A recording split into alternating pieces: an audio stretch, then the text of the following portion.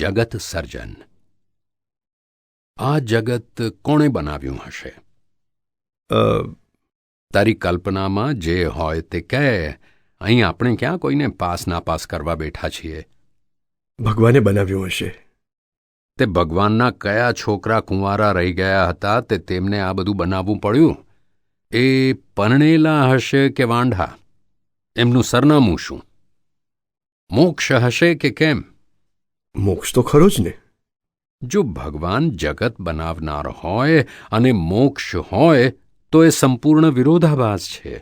દાદા, આ વિરોધાભાસ કઈ રીતે?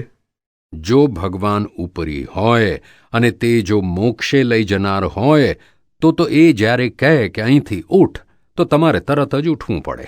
તેને મોક્ષ શી રીતે કહેવાય? મોક્ષ એટલે સંપૂર્ણ સ્વતંત્ર, કોઈ ઉપરી નહીં અને કોઈ અંડરહેન્ડ પણ નહીં.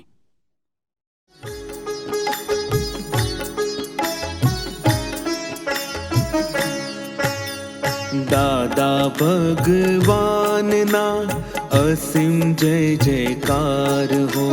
દાદા ભગવાનના અસીમ જય જયકાર હો. દાદા ભગવાનના અસીમ જય જયકાર હો.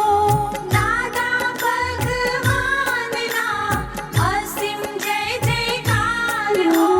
દાદા